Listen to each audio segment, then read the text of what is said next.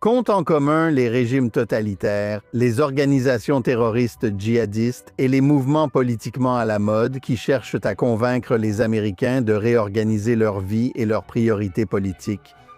Ils utilisent tous la propagande, l'intimidation, la loi, ainsi que l'isolement et la pression sociale pour convaincre les gens d'accepter passivement l'inacceptable, non seulement comme quelque chose de normal, mais aussi comme une nécessité inévitable. L'autoritarisme soviétique et chinois, la violence islamiste, ainsi que l'endoctrinement des jeunes Américains pour leur faire croire à des accusations de crimes rituels contre les Israéliens et les Juifs et à la doctrine de la Palestine libre sont tous le produit de tactiques orwelliennes qui cherchent à transformer des personnes autrement éduquées et rationnelles en serviteurs obéissants de régimes malfaisants. Et le même genre de stratégie a transformé des pays libres comme les États-Unis en dictature de confinement COVID au plus fort de la pandémie. Aujourd'hui, dans Think Twice, nous examinons en profondeur dans le fonctionnement du contrôle mental avec l'ancien analyste de la CIA et vedette de la radio Buck Sexton, auteur du nouveau livre Manufacturing Delusion.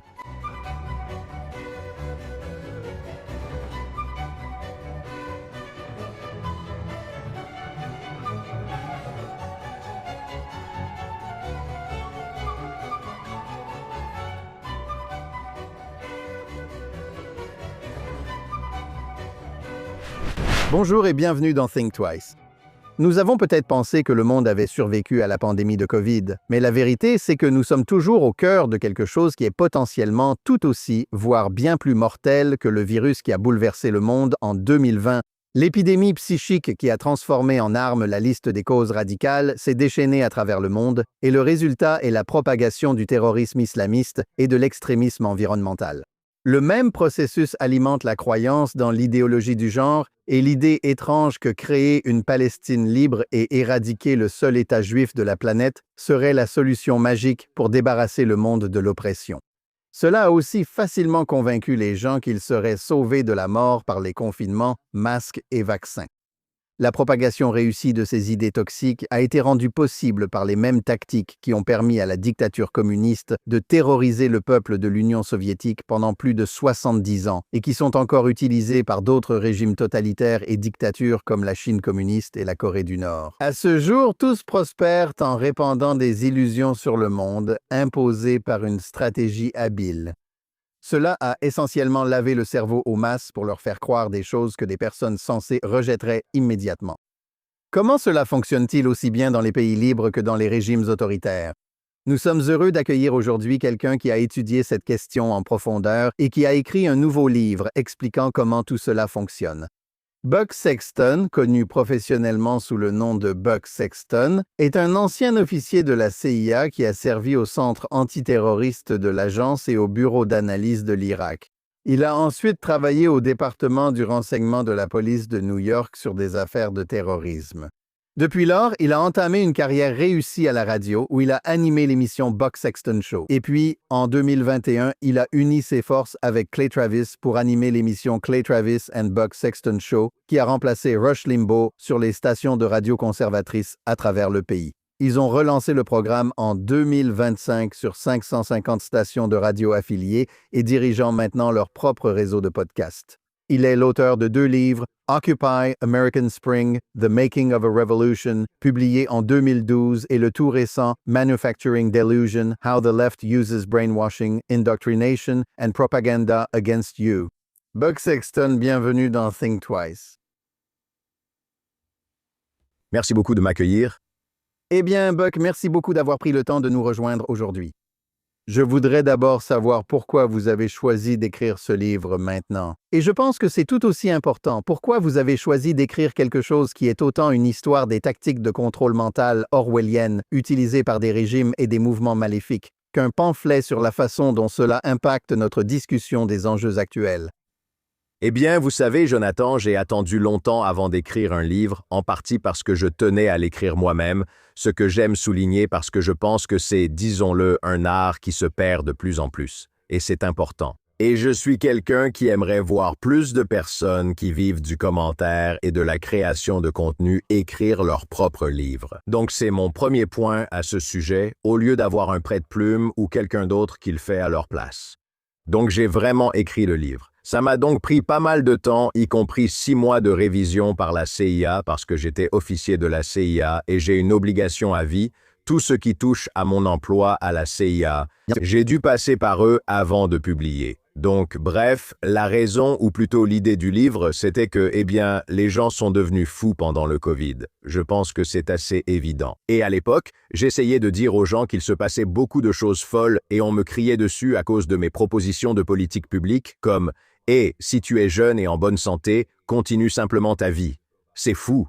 On va tous l'attraper de toute façon. Les gens disaient que j'étais un tueur de mamies et d'autres folies.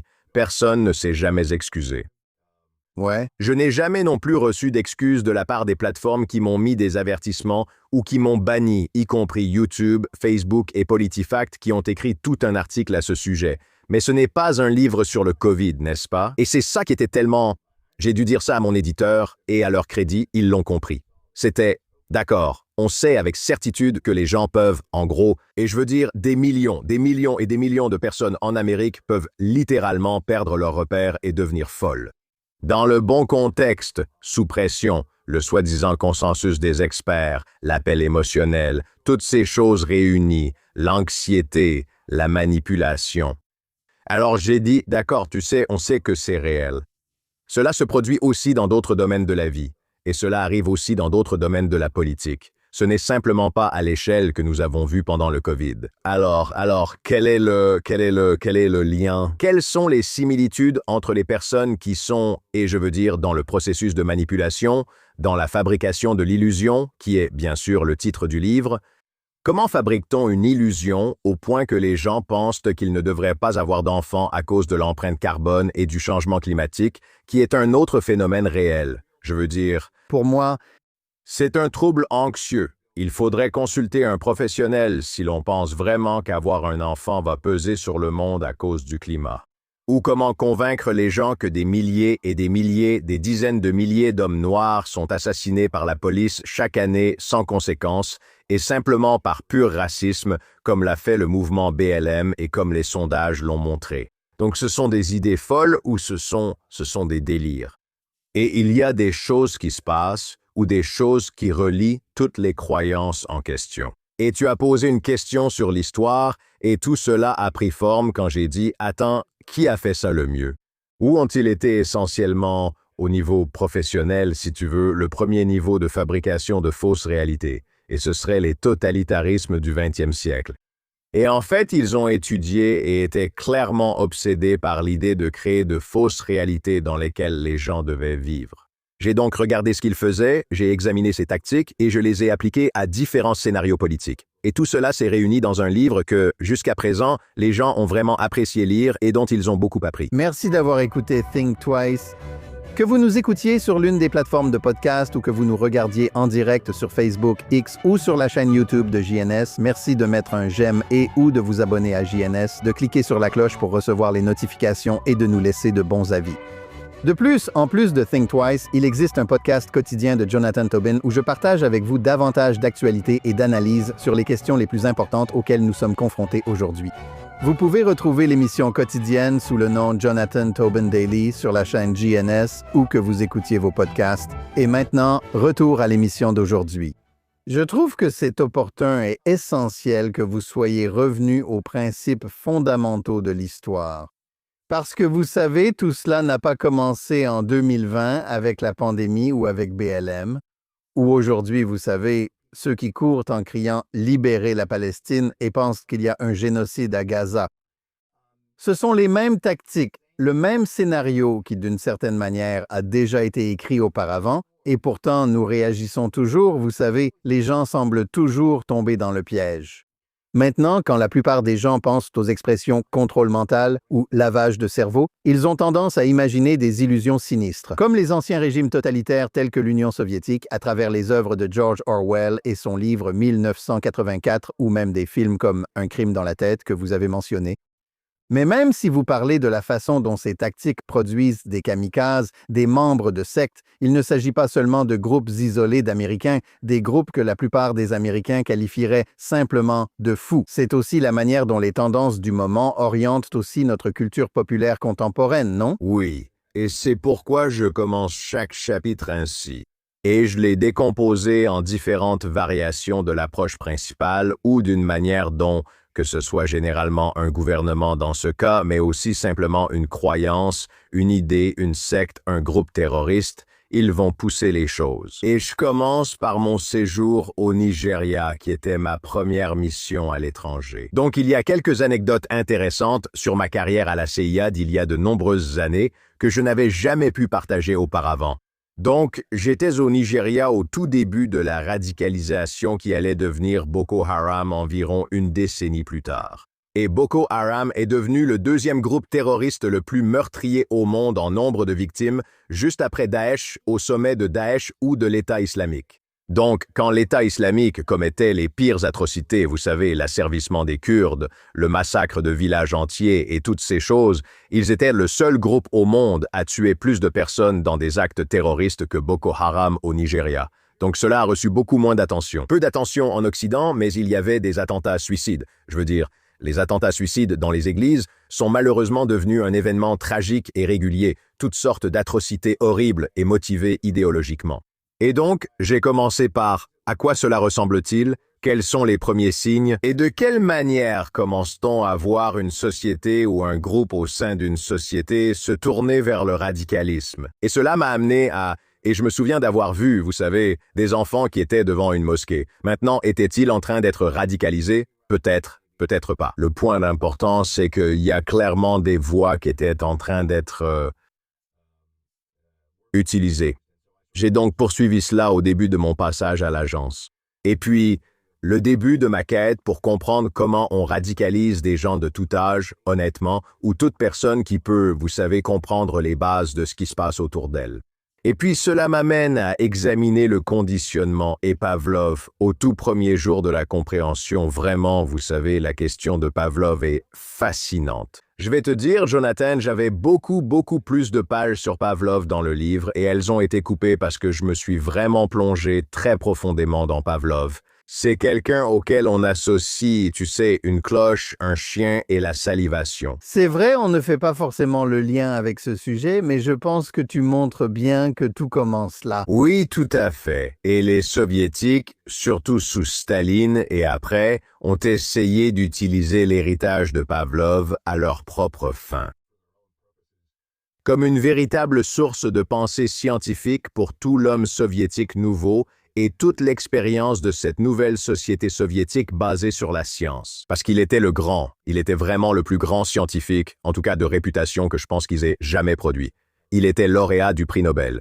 Mais ce qu'il a découvert, ou plutôt sa quête, était de comprendre où le cerveau et le corps se croisent réellement.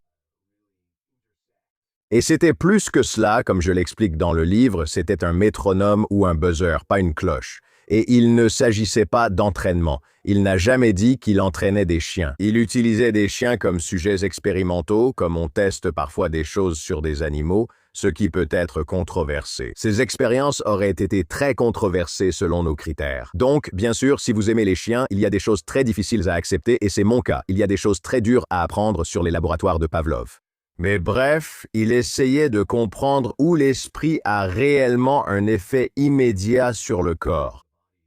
Et il essayait aussi de trouver des moyens de créer un humain plus parfait. Comme il le disait, en gros, comment faire en sorte qu'il n'y ait plus de maladies congénitales. Il nourrissait de plus grandes ambitions, mais il est surtout devenu célèbre pour ses travaux sur les sécrétions gastriques. Et une partie de cela, vous savez, concerne l'acide gastrique. Et une partie de cela était de se dire, d'accord, on peut voir quelque chose et notre estomac a, vous savez, on peut réellement avoir une réponse physiologique. Eh bien, cela commence alors à pousser les gens à se demander jusqu'où cela va-t-il, et dans quelle mesure cela peut-il devenir presque mécanique dans vos réactions. Et cela m'amène à l'histoire de l'inondation du laboratoire, dont je parle dans le livre, qui a fasciné Pavlov et son équipe. La version courte de l'histoire, et je pense que les gens devraient en lire le livre, même si c'est assez rapide dans le livre aussi, c'est que le laboratoire était inondé dans ce qui est aujourd'hui Saint-Pétersbourg, où Pavlov menait ses recherches, et les chiens pensaient qu'ils allaient, vous savez, les chiens sont des animaux, mais ils étaient bien conscients du danger dans lequel ils se trouvaient. Ils pensaient qu'ils allaient tous mourir. Ils pensaient qu'ils allaient tous se noyer. Et ces assistants de laboratoire sont arrivés à la dernière minute et ont pu sauver ces chiens. Et cela a évidemment été une fin heureuse. Ce qui était notable, c'est que certains chiens ont subi de grands changements de personnalité et qu'une partie de leur conditionnement, acquis sur des années pour réagir à divers stimuli du laboratoire de Pavlov, avait disparu. Eh bien maintenant, on sait que le traumatisme peut reprogrammer le câblage interne. Et nous savons, tu sais, nous en savons plus à ce sujet aujourd'hui. Et puis, les gens parlent très ouvertement du SSPT, que ce soit à cause de la guerre ou d'autres situations. Tu sais, si tu es par exemple dans un accident de voiture avec incendie, les gens développent un SSPT à cause de ça. Cela peut provoquer une réaction physiologique intense. Alors ensuite, on en vient à ce que les régimes totalitaires vont expérimenter pendant les 50 prochaines années de manière particulièrement agressive, ou même les 60 prochaines années de façon agressive. Et c'est, pouvons-nous créer une société où il y a en fait tellement de traumatismes fabriqués et tellement de contrôle que nous pouvons aussi contrôler les esprits. Et c'est exactement ce qui s'est passé, que ce soit dans la Chine de Mao, l'Union soviétique, la Corée du Nord. Et je parle de certains de ces programmes. Oui. Et je trouve aussi cela très intéressant. Vous expliquez également comment cela est lié à ce que nous appelons le syndrome de Stockholm. Et lorsqu'il s'agit d'accepter une variété d'idées, il semble que la société dans son ensemble soit devenue l'otage des idéologues et des totalitaires. Et dans votre livre, vous l'expliquez en détail. Vous évoquez le menticide, le lavage de cerveau, l'instrumentalisation du droit, l'imposition de phobies, l'isolement, la construction identitaire et la propagande comme méthode des manipulateurs de l'esprit. Expliquez-nous comment cela fonctionne. Pas seulement, vous savez, dans l'environnement contrôlé de l'Union soviétique, où les gens, vous savez, ont peur qu'on frappe à la porte, mais aussi dans les forums publics américains pourtant libres, vous savez, et pas seulement dans les cellules de torture de 1984. Eh bien oui, absolument. Je veux dire, et c'était aussi l'autre point clé, c'est que même si j'adore écrire sur l'histoire de tout cela, je voulais que ce soit très actuel. Donc je parle de certaines situations, vous savez, contemporaines. Et donc, c'est en quelque sorte, c'était au moins l'aspect artistique de ma thèse ou du livre que j'ai vraiment dû vendre à mon éditeur. Parce qu'ils ont dit, écoute, tu sais, tu vas devoir expliquer. Si tu veux parler du lavage de cerveau maoïste, je prends ça comme exemple, ce que je comprends. Au fait, toute l'histoire du lavage de cerveau, d'où vient ce terme, c'est dans le livre. Les gens devraient le savoir, ils n'appelaient pas ça lavage de cerveau. Ce sont les Américains qui ont appelé ça lavage de cerveau. Ils appelaient en ça la réforme de la pensée, ce qui est très intéressant parce que ça montre que ce n'est pas seulement une question d'effacement. Un terme très orwellien. Un terme vraiment orwellien. Il s'agit aussi de la reconstruction de ce que vous pensez. Ils veulent aller plus loin que battre quelqu'un pour le soumettre et le rendre confus en cellules jusqu'à ce qu'il finisse par débiter des absurdités. Les communistes chinois voulaient que les gens sortent et récitent les slogans obligatoires avec enthousiasme. Alors, comment obtenir cela de quelqu'un? Y compris les prisonniers de guerre américains en Corée. Exactement. Et en plus, d'ailleurs, les gens disent, bien sûr, il suffit de mettre un pistolet sur la tempe de quelqu'un. Non. Certains de ces prisonniers, surtout les transfuges de la guerre de Corée, étaient des Américains qui ont choisi de rester après avoir servi d'outils de propagande. Dans l'étude vraiment fondamentale de Robert Lifton sur le lavage de cerveau, les personnes libres finissent par se libérer. Et lors de leurs premiers entretiens sur ce qui leur avait été fait dans le programme de lavage de cerveau chinois, et ce sont des Occidentaux, d'ailleurs, ce ne sont même pas forcément des Chinois, ils disent « Eh bien, je comprends, ils sont en train de reconstruire la société. » Et, vous savez, je peux comprendre pourquoi ils faisaient cela, on parle du syndrome de Stockholm. Le conditionnement qu'ils avaient reçu était tellement puissant dans leur esprit qu'il leur a fallu du temps pour réaliser qu'ils venaient d'être complètement maltraités et brisés. Mais donc, pour faire le lien entre tout cela, je vais donner un exemple parce que je le dis dans le livre et à tout le monde, encore une fois, j'espère que tous vos auditeurs très perspicaces en prendront un exemplaire pour eux-mêmes. Comme je l'explique dans le livre, je ne dis pas que nous sommes tous envoyés dans des camps de rééducation maoïste. Je pense que le cerveau suit des schémas, tout comme nos esprits et émotions. Cela dépasse les neurotransmetteurs et la neurochimie. Voici comment nous fonctionnons en tant qu'humains. Il y a certaines choses que nous voulons tous, il y a certaines choses que nous craignons tous. Et il existe des moyens par lesquels ces choses peuvent être particulièrement exploitées à des fins politiques et retournées contre nous. Et donc, la confession est abordée assez en détail dans le livre. Dans le système de réforme de la pensée maoïste en Chine, confesser ne suffisait pas. Ils te battaient, t'enfermaient en cellule. Bien sûr, ils auraient pu exécuter toutes ces personnes, mais ils cherchaient à faire plus, n'est-ce pas? Oui, il l'était. Ils essayaient de... C'est beaucoup plus ambitieux que ça. beaucoup plus ambitieux. Ils essayaient de réformer la société. C'est différent de simplement, vous savez, aligner tout le monde et leur tirer une balle dans la tête, ce qui est aussi arrivé avec les totalitaires. Mais là, c'était, d'accord, vous êtes maintenant dans une situation d'extrême contrainte. Vous devez avouer ces crimes terribles que vous avez commis. Maintenant, les personnes qui vous demandent d'avouer, elles savent que vous n'avez pas fait ces choses. Et vous savez que vous n'avez pas fait ces choses. Mais finalement, après toute cette pression, vous craquez et vous dites « D'accord, je vais dire que j'étais un espion pour les Britanniques et que j'envoyais des communications à Hong Kong. Et dans ce contexte de la Chine des années 1950, vous savez, je faisais ces choses. » Et ensuite, ils vous battraient encore plus. Et ils vous traiteraient encore plus durement parce qu'ils diraient « Pas assez sincère. » Ce n'était pas assez sincère. Ensuite, ils reviendraient, vous referiez pareil, diriez « D'accord, très bien » et en rajouteriez un peu. Peut-être dirait-il « C'est mieux, mais toujours pas assez sincère. » Peut-être vous ferait-il écrire votre fausse confession 5, 10, 20 fois, autant qu'il le voudrait. Et finalement, quand il sentait que vous étiez tellement brisé que vous n'étiez plus capable, dans votre propre esprit, de distinguer ce que vous aviez réellement fait de ce qui ne s'était jamais passé. Parce que vous deveniez tellement créatif en vous disant « Eh bien, peut-être que quand j'ai dit quelque chose à cette personne cette fois-là, peut-être que j'ai vraiment commis un acte de trahison ou de sabotage. Ou peut-être que lorsque vous étiez convaincu d'avoir réellement fait quelque chose de mal, alors il disait « D'accord » et il vous transférait dans une cellule avec de meilleures conditions. Vous suiviez un cours de rééducation pour apprendre la théorie communiste et c'est là qu'ils vous ont vraiment brisé. Je me dis « D'accord, nous ne sommes pas tous dans des cellules communistes. Quelle est la annonce de votre privilège blanc imposé aux étudiants sur les campus universitaires? Qu'est-ce que l'aveu du privilège blanc? Quelqu'un va-t-il agir? Quelqu'un va-t-il vraiment changer ses habitudes? Ils ne vont certainement pas abandonner la reconnaissance territoriale. Reconnaissance.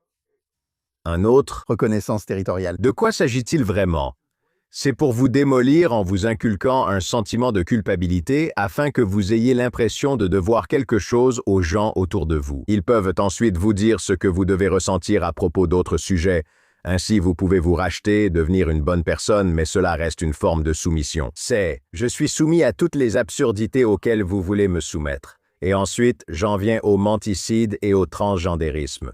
Ainsi, les personnes souhaitant être polies et utiliser les pronoms préférés doivent comprendre que cela ne relève pas uniquement de la politesse. Il s'agit de vous faire participer et adhérer à un mensonge. Et c'est une tête de pont. C'est un point d'entrée pour tout le reste du conditionnement qui s'ensuit. Et une fois que vous faites cela, Ça ne s'arrête pas là. C'est ça, le point. Je pense que c'est l'analogie claire. Et c'est bien. c'est aussi pourquoi je pense que la gauche est tellement obsédée par cette idée, ce qui est évident, malgré des sondages d'opinion publique massivement défavorables. Certains domaines, comme le changement climatique, ils ont un peu levé le pied là-dessus. Et je parle du changement climatique apocalyptique, des gens qui ne veulent pas avoir d'enfants ou qui, vous savez, sont complètement anxieux et n'arrivent pas à dormir la nuit à cause du changement climatique. Si quelqu'un pense que ce n'est pas vrai, le New York Times écrit librement à ce sujet et ils l'écrivent pour leur propre public. Ils ne le font pas pour se moquer d'eux. Ils disent « Mon Dieu, regardez comme ce militant pour le climat est dévoué ».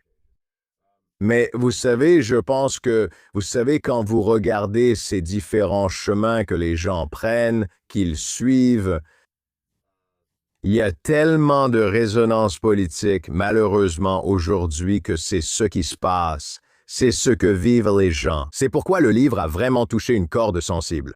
Si on peut vous faire dire, pour revenir à la question transgenre, si on peut vous faire dire qu'un pénis est un vagin, qu'est-ce qu'on ne peut pas vous faire dire? Je veux dire, C'est comme si tu étais, tu sais, un petit enfant et tu reconnais que c'est un homme, c'est une femme, c'est un garçon, c'est une fille. S'ils peuvent te faire renoncer à cette reconnaissance fondamentale de la réalité, c'est là le composant menticide, la destruction de ton esprit. Alors tu as essentiellement fait violence à ta propre capacité de raisonner et de discerner, et tu es déjà soumis à toute autre forme de victimisation psychologique qu'il te réserve. ouais, Donc, je pense que c'est vraiment important parce qu'une fois que tu fais ça, alors si tu es Winston Smith dans la cellule de torture dans 1984, tu admets que 2 plus 2 font 5 et que tu aimes Big Brother. Après ça, ils peuvent te faire dire n'importe quoi. J'ai mentionné, tu sais, 1984, je veux dire. 1984 d'Orwell est, je pense, l'un des livres les plus importants et l'un des plus importants écrits dans n'importe quelle langue au XXe siècle. Et c'est un de ces livres que je pense vraiment que les gens devraient lire plusieurs fois au fil du temps. Ça vaut la peine d'être lu, relu et compris. La chose, cependant, que j'en retiens pour ce livre en particulier, c'est que si tu veux savoir quand un véritable menticide s'est produit, ou quand ils l'ont vraiment eu, souviens-toi, il relâche la pression et le laisse partir. Quand il finit par se retourner contre la personne qu'il aime et dit « Prends-la ». Tu sais, ils mettent la cage avec les rats et disent « Prends-la, c'est elle la traîtresse ».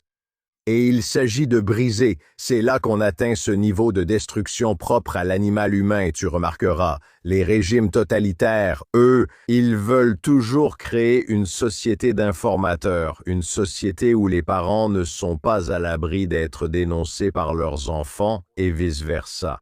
J'ai un trou de mémoire sur le nom, mais il y a bien sûr l'histoire apocryphe du petit Morozov ou quel que soit son nom. Oui, en Union soviétique. Le garçon en Union soviétique dénonçant sa famille, ses propres parents. Je veux dire, mais c'est la chose la plus... Quelle meilleure illustration d'une société soumise au menticide et au lavage de cerveau que celle-là. Et je dirais, d'accord, les gens, nous ne vivons pas en Union soviétique. Combien de personnes, si vous écoutez en particulier, je veux dire, et regardez, je vais vous dire, et ça c'est encore autre chose. On m'a demandé quand j'ai écrit ce livre, et je vais sans doute aborder un sujet que certains préféreraient éviter. Quand j'ai écrit ce livre, il y avait certaines choses qui se passent maintenant à droite en politique. Certaines discussions, disons, qui n'avaient pas encore commencé. Ce livre, vous savez, ça prend du temps. Il faut publier, il faut passer par la relecture, il faut faire tout ça. Et puis il y a eu une relecture par la CIA, j'ai eu une relecture. Donc j'ai eu toutes ces choses. Mais il existe actuellement des délires fabriqués à droite, et je n'ai pas peur de le dire. L'objectif même de ce livre est de dire la vérité. Je veux dire, il y a des délires complotistes qui sont, tu sais, vraiment, que ce soit, tu sais, certaines concernent Epstein, Israël ou Charlie Kirk, ou, tu sais, il y a plein de choses où les gens racontent des trucs insensés, mais des millions de personnes semblent y croire. Et c'est un problème. C'est quelque chose que... Tu sais, nous aussi. Donc, mais je veux être clair. C'est pourquoi j'ai commencé à dire aux gens, en gros, ce qu'il y a dans le livre, l'histoire et les tactiques et l'analyse fondamentale sont applicables au-delà du simple paradigme gauche-droite. C'est juste que je crois vraiment que la gauche a un problème bien plus grave avec ça dans l'ensemble que la droite, et que c'est beaucoup plus central à leur fonctionnement. Je pense que ça reste encore marginal à droite. Je pense que c'est central dans la politique des démocrates de nos jours, les partis démocrates ou la mouvance démocrate. On en a vu beaucoup ces dernières semaines. Oui, bien sûr. Oui, absolument. Mais ce n'est pas un hasard, tu sais, que beaucoup de la propagande que les gens récitent, tu sais, régurgitent, a été à l'origine écrite dans les années 1960 et 1970 par la propagande soviétique. Concernant l'antisémitisme et Israël, ce n'est qu'un exemple. Ouais, eh bien. Maintenant, je suis. Et ils s'en prennent au même ressort. Je veux dire, la même chose. Je parle en quelque sorte de chemin et d'approche psychologique dans tout ça, mais l'envie et la rancœur sont incroyablement puissantes dans la politique humaine et l'ont toujours été. Et les histoires qui peuvent relier ces choses-là et la conspiration d'ailleurs, on retrouve cette pensée conspirationniste de l'Union soviétique à Cuba, à la Chine communiste et à la Corée du Nord. Alors, je n'ai pas écrit à ce sujet dans le livre, mais cela faisait aussi partie de mes recherches. Il y a beaucoup de choses. C'est, vous savez, chaque fois que vous écrivez quelque chose et que vous l'aimez, il y a toujours toutes ces choses que vous vouliez inclure, mais vous savez, il voulait que ce soit concis. Je veux dire, c'est censé l'être. Petit volume, mais il ouvre sur de nombreux autres sujets. Exactement. Mais la quantité de pensée conspirationniste à laquelle ces régimes s'adonnent aussi bien en interne qu'en externe. Un exemple parfait de cela, toujours très actuel aujourd'hui. Quiconque aurait souligné cela avant que Maduro ne se retrouve dans un centre correctionnel fédéral, mais quiconque dirait que ces idiots ont détruit le Venezuela, ce sont des pantins des impérialistes Yankees. Ils travaillent pour la CIA, tu sais, ils sont de mèche avec certains. Et malheureusement, c'est très puissant parce que l'esprit humain s'accroche très vite aux théories du complot et ne veut pas les lâcher, parce que personne ne veut avoir l'impression d'être dupé. Et donc, une fois qu'ils y ont déjà adhéré, il est très difficile de les faire changer d'avis. C'est un peu comme la pensée sectaire. Je veux dire, c'est la même chose. Les gens demandent souvent pourquoi il est si difficile de déprogrammer une personne dans une secte. En fait, l'isolement, qui est l'une des tactiques décrites dans le livre, est crucial. Et vous pouvez être isolé dans un contexte sectaire de votre famille, de vos amis et de tout ce qui vous donne un contexte pour votre vie. Mais vous pouvez aussi être isolé, comme Hannah Arendt l'a dit à propos du régime nazi. Vous pouvez être isolé en tant que sujet atomisé, ce qui signifie que vous êtes convaincu que même si vous êtes entouré de gens tout le temps, vous êtes séparé d'eux. Vous n'avez aucun lien avec eux. Il y a quelque chose de sinistre chez eux ou chez les autres autour de vous. Mais l'isolement, par exemple, rend très difficile pour quelqu'un de rompre certains de ses liens et attaches, ou plutôt de rétablir certains de ses liens et attaches brisés. Et aussi, quelqu'un n'aime pas, les gens n'aiment pas admettre qu'ils avaient tort. C'est quelque chose de très humain, mais c'est très puissant dans le contexte de la propagande et du lavage de cerveau. Oui, très important. Il y a tellement d'aspects intéressants à cela. Et je veux aborder la façon dont ces tactiques produisent des islamistes dociles, ainsi que ceux qui les soutiennent. Mais d'abord, revenons à quelque chose que vous avez déjà évoqué. Et je pense que tout le monde dans notre public se souvient et a vécu, à savoir la pandémie de COVID. Et vous savez, c'est arrivé, vous savez, ça s'est déroulé en temps réel alors que nous regardions tous et que le monde libre tout entier était endoctriné. Je n'hésite pas à utiliser ce mot pour décrire l'obéissance aux diktats d'autorités sanitaires largement incompétentes. Vous savez, ils n'étaient pas forcément, vous savez, Anthony Fauci n'était pas, vous savez, ce n'était pas Staline. Mais pendant une période de 2 ans durant la pandémie de COVID, vous savez, sur la base de ce qu'on nous disait être de la science, mais qui en réalité n'en était rien du tout. Les gens ont fait toutes sortes de choses folles, se sont exclus les uns les autres et se sont dénoncés entre eux. Je veux dire, on a tous vu ça en temps réel au supermarché et partout ailleurs. Et pourtant, comme tu le dis, non seulement on s'est juste en quelque sorte dit « c'est arrivé ». Aujourd'hui, on ne le fait plus, mais comme tu dis, personne n'en a été tenu responsable. Personne n'a été tenu responsable. Et au-delà de ça, tant qu'on ne comprend pas comment cela a pu arriver, et je veux dire, encore une fois, la fabrication de ces illusions, cela peut se reproduire. En fait, je pense que si nous avions eu un virus ne serait-ce que modérément plus dangereux, ce qui était tout à fait possible, il s'est avéré que la COVID, en termes de taux de mortalité, était similaire à une mauvaise saison de grippe. Je sais que les gens, et si vous disiez ça à l'époque d'ailleurs, et si vous le dites encore aujourd'hui, les gens vont se fâcher contre vous. certaines personnes vont se fâcher. Elles ont tort. Parce que vous voyez encore des gens se promener avec des masques. Oui, là, c'est un peu comme une superstition, je pense, à un moment donné. Je veux dire, Mais si vous comparez cela à la grippe espagnole, mal nommée et apparemment commencée sur une base militaire américaine, c'est autre chose.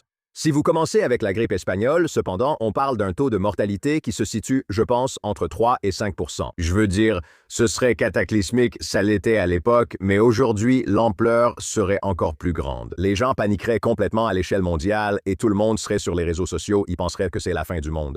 Si quelque chose comme ça arrivait, est-ce qu'il y a et devrions-nous croire que nous sommes plus résilients aujourd'hui face aux stupidités qui nous ont tous été infligées? J'avais l'habitude de plaisanter là-dessus car je faisais de la radio pendant la pandémie et j'étais à l'antenne de nombreuses heures chaque jour. Et je plaisantais en disant que ce qui, pour un Américain, se rapprochait le plus du fait d'avoir affaire à un gardien de prison stalinien, c'était de devoir faire face à un agent de bord pendant la pandémie de COVID quand il fallait porter ses masques. Tout cela n'était qu'une excuse arbitraire, vous savez, c'était juste un prétexte arbitraire pour exercer un pouvoir totalement inutile. Ils auraient tous dû le savoir, sinon, ce sont des idiots. Et je me souviens qu'on m'a dit que je ne remettais pas mon masque assez vite entre chaque bouchée. Voilà le problème, la science ne peut pas être arbitraire. Les gens me demandaient comment, car cela doit reposer sur des éléments reproductibles, non? C'est le cœur du sujet. Donc, vous voyez, voilà mon raisonnement. Vous prenez la série d'exercices A, je prends la série B. Nous faisons les mêmes choses. Nous devrions obtenir un résultat similaire. Si nous n'obtenons pas le même résultat ou si les résultats sont complètement différents, c'est qu'il y a un problème. Avec le masque, on me disait « c'est mieux que rien ». Je répondais « comment le savez-vous? C'est absurde. On ne peut pas faire ça parfois. Au niveau le plus élémentaire et le plus rationnel, je dirais, c'est comme si. Imaginez que vous sortiez dans un ouragan et vous dites « je ne serai pas mouillé car je porterai mon imperméable la moitié du temps ». C'est absurde, mais c'est ce que faisaient les gens. Ils allaient au restaurant. Je vais enlever mon masque pendant que je mange, mais je vais le remettre quand j'irai aux toilettes. C'était illogique. C'était irrationnel. C'était tyrannique. Et vous savez, je parle de Fauci et du conditionnement pavlovien. Certaines personnes vont bien plus loin sur ce sujet, mais je pense qu'elles ont tort. Et j'ai essayé de le faire, je correspondais avec le plus grand spécialiste de Pavlov, certainement dans ce pays, au sujet de certaines questions que j'avais. Il m'a dissuadé car certains disent que Pavlov envoyait des notes secrètes à Staline, ce qui n'est jamais arrivé. Mais il y avait certainement, on comprenait bien, au sein de l'Union soviétique. Ils étaient très conscients. Je veux dire, il a été leur trophée pendant un certain temps. Il a failli mourir de faim lorsque le premier plan quinquennal a échoué. Mais, vous savez, ils ont financé ces laboratoires et ils étaient conscients de la puissance qu'ils représentaient comme symbole de ce qu'ils faisaient. Mais je trouve que le conditionnement à la Fauci, je veux dire, tout le port du masque, pour moi, c'était très clair pour quiconque était honnête à ce sujet. Ce n'était en fait pas pour vous protéger d'un virus.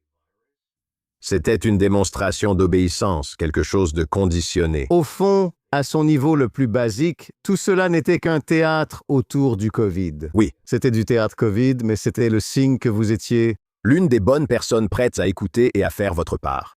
Et ça me rappelle simplement des choses que j'ai vues. Je veux dire, j'ai fait beaucoup de recherches sur différentes sectes pendant, vous savez, au fur et à mesure que ce livre prenait forme. Et, vous savez, dans les sectes, on porte certaines couleurs, on porte certains vêtements. Il y a des choses que vous faites, ces sortes de manifestations physiques extérieures. D'ailleurs, je veux dire, c'est vrai aussi dans les religions, mais je ne cherche pas à interférer dans la relation des gens avec Dieu. Je dis simplement qu'il y a des choses que les gens font physiquement qui sont censées être une démonstration extérieure de leur croyance. Si tu veux montrer que tu as une relation avec Dieu et que tu veux porter une croix, je veux dire, je suis chrétien, si tu veux porter une croix, c'est très bien, mais tu ne devrais pas porter un masque parce que, tu sais, le Seigneur Fauci te le dit, non? C'est ça, l'idée. C'est ça. Et c'est la même idée de base, c'est-à-dire que c'était une démonstration de ton allégeance à ce qu'on te disait. C'était complètement détaché de... Et en gros, la moitié des gens en Amérique l'ont complètement accepté. Je veux dire, oui, c'était... Et certains d'entre eux le font encore. Et certains... Je vais encore à l'aéroport. Je vois encore des gens. Je vois encore des gens qui servent de la nourriture parfois, vous savez, avec un masque chirurgical, avec un masque médical. Ça, vous savez, la chose la plus folle d'ailleurs, et je pense qu'on n'a pas encore vraiment réglé ça. Je veux dire, je fais partie de ces gens qui sont encore très... Et je dois faire attention parce que beaucoup de gens, malheureusement, je pense que c'est comme si on s'était échappé du camp de rééducation, du culte de Fauci et du covidisme, et maintenant ils ne veulent plus jamais en entendre parler. Et je peux comprendre ça à un certain niveau parce que c'est un traumatisme. Tout ça était insensé et, vous savez, les gens ont vraiment souffert. Mais je suis encore quelqu'un de très en colère à ce sujet, c'est pourquoi faire les recherches pour ce livre était important. Je pense que les gens dans la vie publique sont pour la plupart des lâches à ce sujet et ne veulent toujours pas parler de ce qui s'est vraiment passé. Je pense que les gens ne sont pas vraiment honnêtes à propos des échecs. Regardez, l'administration Biden a été horrible sur toute la ligne. Et tout ce qu'ils ont fait, que ce soit les obligations vaccinales, la poursuite de la fermeture des écoles et toutes ces choses, c'était horrible. Trump tentait d'y résister, mais il aurait pu mieux faire. Ouais. Il en a aussi été victime d'une certaine manière. Il en a aussi été victime, et je pense qu'on doit simplement être honnête à ce sujet. Bon, ça c'était plus tôt, il saute toujours d'un sujet à l'autre. Regardez les fermetures au début. Pendant les 60 premiers jours, on ne savait pas vraiment ce qu'on savait. Et on a affaire, comme je l'ai dit, à la science, on devrait ajouter des données au fur et à mesure et mener les expériences, pour ainsi dire. Mais je pense simplement qu'on doit avoir une conversation complètement ouverte et honnête. Je veux dire, en fait, je suis très frustré que l'administration Trump, maintenant qu'elle contrôle toutes ces agences, où sont les rapports importants? Je veux dire, où sont les choses que je peux voir sur le site du CDC qui disent « Oui, vous savez, l'étude Cochrane sur les masques montre que ça ne sert vraiment à rien. » Oui, en fait, tout ça était une arnaque totale. Nous avons mené les expériences suivantes pour montrer que c'est une arnaque. Ça doit encore être fait. Les gens qui pensent que ce n'est pas nécessaire ne comprennent pas. Il y aura, vous savez, un virus de type COVID muté, vous voyez? Il y aura un virus, un autre accident de laboratoire. Il y aura un autre laboratoire, autre chose. Et nous serons exactement là où nous sommes maintenant, ou là où nous étions avant, je devrais dire. Donc je n'ai pas du tout abandonné, et je ne laisserai pas tomber. Mais je veux dire, il y a aussi eu des choses qui, franchement, ont aggravé la situation. Ouais. Ce qui est l'autre chose que les gens ne comprennent pas, la pire chose que vous pouviez faire, c'était de garder tout le monde à l'intérieur, de fermer les aires de jeux publics. Plexiglas. La pire chose que vous pouviez faire avec le plexiglas, c'était de limiter la circulation de l'air dans les endroits. La pire chose que vous pouviez faire, c'était, il suffit de passer en revue la liste. La pire chose que vous pouviez faire, c'était de précipiter tout le monde sous respirateur. Je connaissais personnellement une personne. Je sais, j'étais à New York. D'accord. J'ai vécu à New York pendant toute la période du COVID. Je connaissais une personne qui est décédée pendant la pandémie de COVID à cause d'un problème lié au COVID, vous savez. Et c'était à cause du fait d'avoir été sous respirateur. Il ne serait pas mort sinon. Il est mort sous respirateur. Et il est mort sous respirateur parce que tout le monde était paniqué et il mettait les gens sous respirateur parce qu'ils avaient tous tellement peur de ce qui se passait. Et il savait que ce n'était qu'une question de temps avant que, si tu restes assez longtemps sous respirateur, tes poumons finissent par être trop étirés, ils s'infectent et tout ça. Donc il est mort. Ils ont tué des gens. Ils ont tué des milliers de personnes. Maintenant, je comprends que c'était un accident ou que ce n'était pas, tu vois. Ce n'était pas ce qu'il voulait. Voilà ce qui s'est passé. C'est ce qui s'est passé. C'est ce qui s'est passé. Ouais. Donc, oui, je veux dire, c'est terrifiant. Et tu as raison, la plupart des gens ne veulent pas en parler. Et en effet, le gouvernement qui devrait fixer des limites à ne plus jamais franchir, lui est passé à autre chose. Mais nous ne devrions pas. Je veux parler un peu de la façon dont les mêmes tactiques produisent un processus dans lequel des choses comme les heures du conte avec des drag queens, qui étaient d'abord vues simplement comme une question de liberté d'expression, sont ensuite devenues obligatoires. Des séances dont le but était de nous convaincre de normaliser la sexualisation des enfants. Et les écologistes utilisent les mêmes tactiques. C'est-à-dire, vous savez, ce n'était pas seulement la folie autour du COVID. Cela s'est étendu à tellement d'autres sujets dont nous parlons aujourd'hui. Oui, absolument. L'effort, je pense, pour y entraîner les gens. Et l'une des choses terribles à propos, vous savez, du menticide et du transgendérisme, ce sont les deux sujets qui constituent un chapitre du livre. Et le menticide, c'est évidemment la destruction de l'esprit.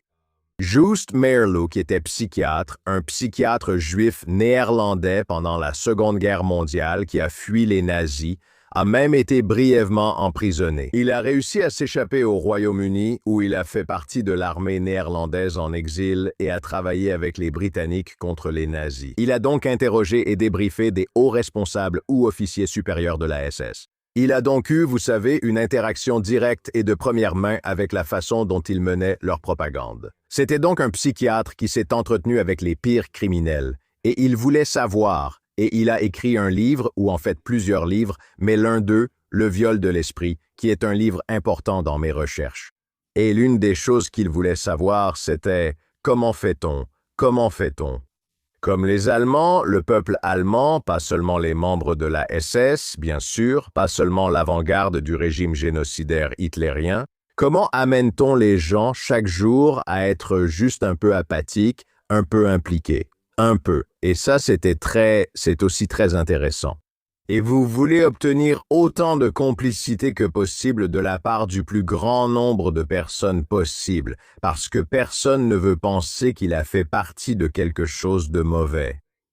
Et toute personne qui a même été un peu impliquée dans quelque chose sera beaucoup plus encline à le défendre. Et c'est pourquoi, par exemple, j'ai fait remarquer que pour toute personne qui a fait subir à ses enfants quoi que ce soit au nom de la théorie du genre, il sera très difficile pour elle, quelles que soient les données réelles et les résultats, de les convaincre qu'ils ont irrémédiablement nui à leurs enfants. Ils voudront croire avoir bien agi, car ils ont écouté les médecins et ont agi ainsi. Et maintenant, vous savez, vous créez ce groupe plus large d'illusionnés, si vous voulez, qui va vouloir s'accrocher à cette illusion pendant longtemps. Mais cela peut même être bien moins que cela. Et c'est là que je pense que Drag Queen Story Hour se situe. Faute d'un meilleur terme, c'est un peu une sorte de porte d'entrée dans l'univers de la complicité avec le transgenrisme, parce que les gens viennent et on leur dit « Eh bien, vous savez, ma bibliothèque locale parraine cela », et donc, cela doit être une bonne chose. Et il s'agit d'acceptation. Ce qu'ils ne disent pas, c'est que cela est connu. Je veux dire, les DSM, malheureusement, la psychiatrie est maintenant vraiment le domaine médical le plus à gauche en termes d'affiliation politique. Cela a longtemps été le cas et c'est bien connu. Donc, ils continuent de modifier des choses dans le DSM pour répondre aux besoins politiques du moment, pas sur la base de véritables avancées scientifiques, mais simplement, ça c'est un peu dur. On ferait mieux de changer celui-là. Et l'une des choses dont ils ne parleront pas, mais je pense que le très intrépide Jordan Peterson, par exemple, en parle assez librement, c'est l'autogynéphilie, je crois, qui est lorsque des personnes aiment se déguiser en femme, ils en tirent une excitation sexuelle. On sait depuis longtemps que les hommes qui s'habillent en femme le font pour leur propre satisfaction sexuelle, comme ceux ayant un fétichisme des pieds. C'est essentiellement un fétichisme. Et pourtant, cela a été élevé par certaines personnes au rang de question d'identité qui devrait devenir une cause de droit civique, Oui, une cause de droit civique à célébrer pour les enfants et leurs parents. C'est de la folie. Et le problème que tu as avec ça, c'est que chaque parent qui s'est déjà présenté à l'un de ces événements, ils m'entendent et ils n'entendent pas. Tout ce qu'ils entendent, tu sais, patriarcat masculin blanc, n'est-ce pas? Tu es intolérant? Ouais. tu sais, je leur dis des choses auxquelles leur réaction immédiate va être de se braquer et de déverser une haine venimeuse à mon encontre. Et j'ai de la peine pour eux parce qu'ils ont été dupés. Je veux dire, ils ont subi une menticide à un certain niveau. Ils ont fait partie de quelque chose que n'importe quel parent devrait instinctivement savoir être absolument. Je veux dire, c'est inapproprié pour le dire gentiment. Mais encore une fois, la gauche pousse ces choses parce que c'est une façon, vous savez, d'établir essentiellement une domination psychologique sur les gens. Parce que vous les avez rendus complices de quelque chose qui rabaisse certains de leurs devoirs les plus fondamentaux, vous savez, et leur compréhension essentielle du monde qui les entoure. Ouais. Et je crois vraiment à ça en changeant un peu, vous savez, notre point de vue.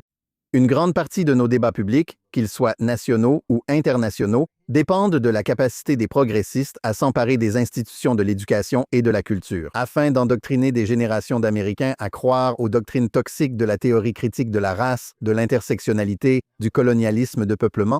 Et la gauche politique présente le fait d'imposer ses croyances au pays comme une révision historique nécessaire. Mais convaincre les Américains de détester leur pays et d'adopter le culte de l'antiracisme n'est pas, du moins en ce qui concerne les tactiques utilisées pour le promouvoir, très différent de ce dont nous avons déjà parlé, ainsi que du culte du djihadisme. On revient toujours aux mêmes tactiques, non? Et c'est absolument le cas. Je veux dire une chose, et dans mon parcours, les gens me demandent « Vous savez pourquoi avez-vous écrit ce livre ?» Je disais avoir été officier de la CIA au Centre de lutte contre le terrorisme, luttant contre les terroristes djihadistes, y compris sur le terrain en Irak, Afghanistan et Nigeria. J'ai lu leurs communications. J'ai entendu J'ai lu et entendu leurs complots. Je les ai ciblés en tant que différentes cellules. Donc, vous savez, j'ai fait ce travail qui consistait à être impliqué dans ce qu'on appelait la GWOT, la guerre mondiale contre le terrorisme, qui n'était en réalité qu'un terme générique. Un terme général pour désigner les opérations militaires contre la secte djihadiste de la mort qui, malheureusement, s'était répandue dans le monde entier. Et c'est quelque chose que, vous savez, il faut, je pense, se demander des questions très pertinentes et très importantes sur ce qui se passait. D'où venaient ces personnes? Disons, quelqu'un qui a grandi à Birmingham, au Royaume-Uni, regarderait des vidéos en ligne. Que ce soit Anwar al-Awlaki ou simplement, vous savez, des organes de propagande plus généraux d'Al-Qaïda. Ils regardèrent des vidéos en ligne et ensuite ils disaient « Je vais voyager en Syrie et je vais devenir kamikaze. Je vais me faire exploser et je vais tuer des innocents. » Et vous savez, c'est quelque chose de très radical, n'est-ce pas? C'est quelque chose de très profond psychologiquement et ce n'était pas un cas isolé. Vous savez, les gens disent, eh bien, qu'en est-il d'un tireur dans une école quelque part? Et il y en a ici en Amérique, mais il y a aussi des tireurs dans des écoles ailleurs. Mais vous diriez, là, on a affaire à quelqu'un de bien particulier. C'est en quelque sorte un profil psychologique spécifique, généralement de quelqu'un qui est, vous savez, extrêmement mécontent, qui présente souvent des traits psychopathiques. Je veux dire, cela a tendance à être beaucoup plus profondément ancré dans une maladie mentale. Vous savez, un lavage de cerveau du genre dont je parle, ou vous pourriez appeler cela une radicalisation. C'est le terme couramment utilisé dans les cercles djihadistes, non? J'ai étudié le processus de radicalisation pendant des années. C'est un phénomène qui concerne des personnes qui, autrement, semblent tout à fait normales. Et, vous savez, moi, ces derniers temps, je me retrouve souvent dans des situations très tendues en ligne avec des gens. Parce que, vous savez, Jonathan, je peux vous dire qu'on m'a traité de juif très souvent au cours de l'année écoulée. Et puis d'autres choses suivent, qui sont généralement des insultes. À cause de mes positions sur Israël et leur lutte contre le Hamas. Et l'une des choses que je n'ai généralement pas d'ailleurs, je suis un catholique romain anglo-irlandais, mais peu importe.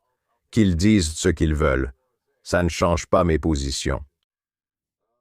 Je veux dire, j'ai compris depuis longtemps que le Hamas fonctionne en grande partie comme une secte de la mort. Et ces autres groupes djihadistes que je connais fonctionnent comme des sectes de la mort qui glorifient le martyre et le meurtre d'innocents dans le but d'atteindre un objectif politique et religieux. Et vous savez, je repense toujours à quelque chose qui s'est passé quand je travaillais au service Irak de la CIA. Cela concerne aussi la radicalisation, car on dit que c'est compliqué, c'est de la géopolitique. Et vous savez, il y a des gens comme Glenn Greenwald ou Noam Chomsky, qui d'ailleurs a écrit La fabrication du consentement, qui est un livre nul, mais que j'ai quand même lu. Mais je l'ai fait, c'était une petite réplique au livre pourri de Noam Chomsky, La fabrication du consentement. Mais je veux dire, ces gens qui, en gros, dédouanent le djihadisme de tout, ce n'est pas vraiment l'islam, ce n'est pas vraiment leur faute. C'est toujours une réaction à quelque chose. C'est toujours « quelqu'un m'a poussé, quelqu'un m'a forcé à le faire ». Au fait, c'est la réponse classique d'un narcissique, d'un psychopathe. Tu m'as forcé à le faire, tu vois. Tu m'as poussé à planter le couteau dans ton dos dans la cuisine. Je n'avais pas le choix, n'est-ce pas? Je veux dire, c'est toujours « tu m'as forcé à le faire ». Ce n'est jamais. Il y a un problème avec ma façon de voir les choses ou ma façon de penser. Et tu sais, quand tu regardes la secte djihadiste, enfin, petite parenthèse, je travaillais sur le dossier irakien. Et je crois que la ville, je dis ça aux gens, je leur ai dit, après le 11 septembre et le 7 octobre, quelle est l'attaque terroriste la plus meurtrière, la plus grande perte de vies humaines en une seule journée du 21e siècle, disons, n'est-ce pas? Évidemment, le 11 septembre, c'est la pire. Le 7 octobre, c'est la deuxième pire. Quelle est la troisième? Je dis ça aux gens et presque personne ne trouve. Presque personne ne trouve jamais parce que ce n'est pas quelque chose à laquelle les gens pensent vraiment. Mais j'étais sur le dossier irakien quand c'est arrivé et j'avais en fait été dans cette partie de l'Irak. Je savais où c'était et j'étais déjà allé dans cette région. Et c'était un attentat à la bombe qui a eu lieu dans une ville yézidi. Je crois que c'était en 2006 à Catania, qui se trouvait dans le nord-ouest de l'Irak. Et Al-Qaïda a décidé de garer des camions-bennes remplis d'explosifs.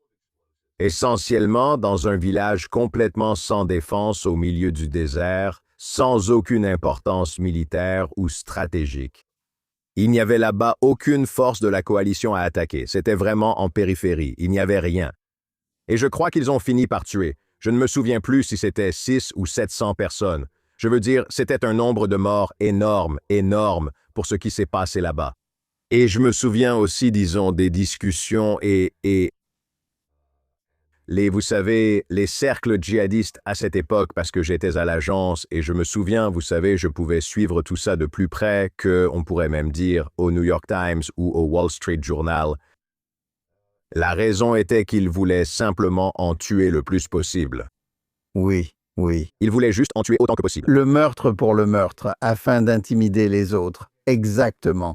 Mais c'était simplement un choix d'un mal pur, absolu, sans aucune valeur militaire. Il ne représentait aucune menace pour eux. Non, ils ne l'étaient pas. C'était juste, on ne les aime pas, et on y va. Ils l'ont donc fait, c'était une entité djihadiste, Al-Qaïda en Irak. Al-Qaïda en Irak était schismatique par rapport à l'organisation d'origine, ce qui embrouille souvent les gens. C'était sous la direction de Zarqawi. Et l'une des raisons, en fait, c'est que Zarqawi était tellement assoiffé de sang, même contre d'autres musulmans, qu'Al-Qaïda lui-même s'est dit « Tu sais, on va commencer à perdre un peu le soutien de notre propre camp, mon pote. » Mais oui, ils voulaient juste tuer autant de personnes que possible, et ils en étaient exaltés. Et vous avez vu cela aussi le 7 octobre, et vous avez vu cela aussi le 11 septembre, et c'est réel et ça existe. Et il n'y a pas, vous savez, il n'y a pas de vidéos d'Israéliens ou d'Américains dansant dans la rue parce que des femmes et des enfants ont été violés, massacrés et assassinés en grand nombre. Ça n'existe pas parce que ça n'est jamais arrivé. Donc je pense que c'est vraiment important de comprendre aussi dans tout ce processus comment est-ce que les gens peuvent être autant conditionnés à adhérer à un délire. Que leur humanité la plus fondamentale ou la plus basique est remplacée par quelque chose de vicieux et sadique et célèbre le meurtre d'autres êtres humains juste parce que. Et quand on comprend les mécanismes qui sont utilisés, je pense qu'on a plus de chances d'essayer d'éviter ces choses-là ou au moins d'essayer d'en éloigner les gens à l'avenir. Oui, j'aimerais approfondir un peu ce point. Comme vous l'avez dit, les régimes totalitaires comme les nazis et les soviétiques ont utilisé la fabrication de l'illusion pour mettre en œuvre et légitimer le génocide. Mais les mêmes méthodes sont maintenant utilisées pour promouvoir l'idée que le monde ne peut être libéré qu'en prétendant libérer la Palestine et en éradiquant Israël et, ce faisant, en banalisant l'antisémitisme dans le discours public américain. Et c'est le même genre de choses, n'est-ce pas? Oui, absolument. Et c'est très préoccupant, et c'est inquiétant que cela ait commencé à prendre pied, même à droite, vous savez, chez certaines personnes, du moins nominalement, où je pense que c'est difficile. Vous savez, les gens changent aussi. Les gens changent d'affiliation politique en s'enfonçant davantage dans tout cela. Mais l'idée que, vous savez, l'ensemble des efforts des Nations Unies en matière de droits de l'homme ait été en grande partie une vaste condamnation de l'État d'Israël depuis que je suis en vie. Et la quantité de... La colère que les gens ont dans ce pays envers, pas maintenant quand je dis ça, je parle des types radicaux sur les campus qui sont à fond sur le désinvestissement et qui disent tout ce que c'est l'apartheid, toutes les choses habituelles. D'ailleurs, ça existe depuis un moment. Je me souviens de cette même rhétorique quand j'étais moi-même sur le campus. Je veux dire, tu as probablement vu certaines de ces choses aussi. Ce n'était pas aussi répandu, mais ça existait certainement. Il y avait ces factions et ces groupes. Les progressistes, la longue marche à travers les institutions, ça n'a pas commencé, le 8 octobre, ça s'est imposé progressivement. Ouais. L'une des choses fascinantes que l'on remarque, c'est qu'il y a cette union, cette alliance qui se forme. Les gens disent parfois qu'ils parlent de l'alliance rouge-verte entre le communisme et l'islamisme. Mais il s'agit en réalité simplement d'une alliance de différentes idéologies qui, à mon avis, ont toutes certaines choses en commun. Une absence ahistorique de toute exigence de responsabilité et d'objectivité à l'égard de leur propre camp, ce qui justifie ensuite de leur côté la réponse la plus radicale et la plus large. Parce que vous ne pouvez établir aucune perspective ni aucune proportionnalité. Tout cela doit être effacé, ou alors c'est simplement remplacé par un faux récit. Et c'est ainsi que vous obtenez des personnes qui, d'une manière ou d'une autre, se retrouvent sur le même campus. Des radicaux qui soutiennent fortement Cuba et le Venezuela soutiennent aussi fortement l'Iran, sont aussi... Vous savez, ils se retrouvent alliés avec, vous savez, tous ces mouvements à la mode, très à gauche, que ce soit Antifa ou d'autres, vous voyez, ces groupes-là. Quoi qu'il en soit, tous ces groupes qui se rassemblent, ils vont travailler ensemble. Et vous vous demandez, qu'ont-ils en commun? Et on a vraiment l'impression qu'ils s'attaquent au mur porteur de la civilisation occidentale. Je veux dire, on sent juste ce désir de tout démolir, si vous voulez. C'est leur version des camions-bennes à Catania, au milieu du désert irakien. Il faut tout brûler, tout faire exploser. Et je pense que malheureusement, c'est quelque chose que nous devons reconnaître que cela existe. Je veux dire, il y a des gens dont le véritable objectif est de tout brûler pour ensuite créer quelque chose de parfait. D'ailleurs, je ne crois pas vraiment qu'aucun d'entre eux pense réellement pouvoir créer quoi que ce soit de parfait. Je pense qu'ils doivent simplement se le dire à eux-mêmes, parce que sinon ils devraient se regarder dans le miroir et reconnaître qu'ils veulent juste tout brûler. Ouais, pour détruire la civilisation occidentale, on commence toujours par les Juifs. Ouais. Bien sûr, c'est comme ça que ça marche. Ouais, donc il y a eu beaucoup de ça dernièrement. Et ouais, je veux dire, en gros, tout le monde, c'est intéressant. Tous ceux qui, selon moi, poussent ces différentes illusions fabriquées pour leurs propres objectifs politiques. Aussi, inévitablement, quel que soit le sujet, tu sais, si je sais ce qu'ils pensent de BLM, je sais aussi ce qu'ils pensent d'Israël. Pourquoi est-ce que c'est comme ça? Et ce qu'ils pensent de l'Amérique. Et ce qu'ils pensent de l'Amérique. Eh bien, tu sais, toi et moi, on parle juste après le 250e. Je veux dire, c'en est presque parodique, à quel point tu es prêt à célébrer et à être simplement reconnaissant. Ou même simplement être prêt à reconnaître ce que l'Amérique et ce que notre civilisation occidentale, dont nous sommes certainement le leader, a accompli. C'est clair, plus tu es à gauche dans tes convictions, plus tu craches sur tout ça, tu trouves ça absurde. Tu sais, tu ne veux même pas que la FIFA réintègre le joueur américain de football dans le jeu. Je veux dire, Même sans t'intéresser au football, même si tu ne t'intéresses pas au football, tout ce qui peut être un affront à l'oncle Sam, tout ce qui permet de commencer à dire que c'est la faute des Juifs, tout ce qui te donne, tu sais, ce genre de choses, tout ça va ensemble. Et c'est fondamentalement quand on dit que c'est idéologique, mais je pense que c'est aussi psychologique. et je pense que c'est aussi ça le message de ton livre. C'est le message du livre. Non, c'est bien ça. Ma dernière question pour toi, Buck, et tu m'as accordé beaucoup de temps, mais je veux en parler parce que tu conclus ton livre avec ça. Et c'est l'IA. Je pense que la plupart des gens voient l'IA avec un mélange d'intérêt et de crainte de l'inconnu. Comment cette technologie s'inscrit-elle dans l'esprit de ceux qui veulent faire taire la dissidence et contrôler les esprits pour créer le monde progressiste qu'ils imaginent, même s'ils n'y croient pas vraiment?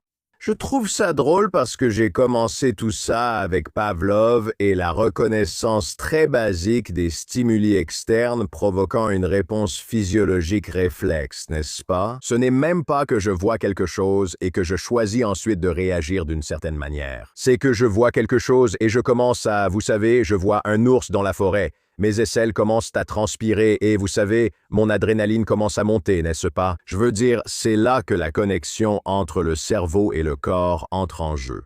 Ce qui est intéressant aujourd'hui, c'est que Pavlov ignorait tout de l'ADN lors de ses recherches. Il ne connaissait pas la double hélice, il n'avait pas d'ordinateur. Tu sais, c'était à l'aube de l'arrivée des antibiotiques. Je veux dire, c'était vraiment au tout début. Je veux dire, les recherches les plus intéressantes de Pavlov, eh bien, il a reçu le prix Nobel au début du XXe siècle, au début des années 1900, mais dans les années 1920, 1930, on entrait à peine dans les grandes avancées scientifiques du XXe siècle, il les a vraiment précédées. Et maintenant, vous parlez de la fin du livre.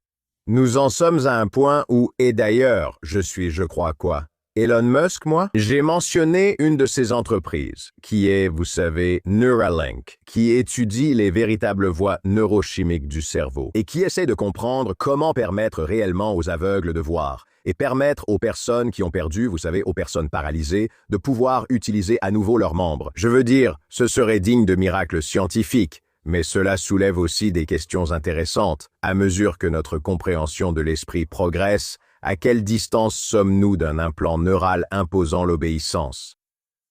Et aussi, à quel point? Donc ça, c'est un aspect. Maintenant, c'est un peu plus spéculatif. Et je comprends. L'une des grandes choses chez Pavlov, d'ailleurs, c'est qu'il disait que même avec les chiens, le conditionnement était toujours différent. Et c'est ce que je dis toujours aux gens, c'est le bon côté de tout ça. Même avec les protocoles scientifiques les plus rigoureux pour que les chiens réagissent d'une certaine manière, certains chiens résistaient, certains chiens étaient heureux quoi qu'il arrive, certains chiens étaient en colère. Vous savez, les gens sont différents, nous ne sommes pas câblés de la même manière, et nous avons différents niveaux de défense contre ces choses-là. Et les humains, évidemment, il a reconnu qu'ils allaient être d'un tout autre ordre de complexité que les chiens. Donc, je pense que c'est encourageant dans tout ça, non? C'est que nous sommes tous vraiment différents et vous savez, nous sommes tous uniques à notre manière. Mais l'autre aspect, c'est qu'il y aura la fabrication de preuves et la fabrication de la perception. Cela peut venir essentiellement d'une réalité artificielle créée par l'IA, qui arrive déjà sous certains aspects, avec des discussions sur les deepfakes, les cheapfakes et autres sujets similaires. Cela va devenir plus sophistiqué. Comme je le dis, il n'est pas nécessaire que tout le monde y croie. Il suffit que suffisamment de gens y croient pour servir vos intérêts. Et parfois, il suffit simplement de semer le doute pour que les gens fassent partie de l'illusion du complot ou peu importe ce que c'est. Eh bien, je l'ai vu en ligne. Je ne suis pas sûr que ce soit réel, mais nous devons enquêter davantage. Vous savez, ce n'est pas encore réglé. Et cela crée beaucoup de défis pour ceux qui veulent vivre sans mensonge, comme l'a dit Solzhenitsyn. C'est justement le point central du livre et de tout ce que je fais. C'est simplement que chaque fois que quelqu'un essaye de vous forcer à mentir, de vous inciter à mentir, de vous faire mentir, il y a un problème. C'est un excellent point pour conclure.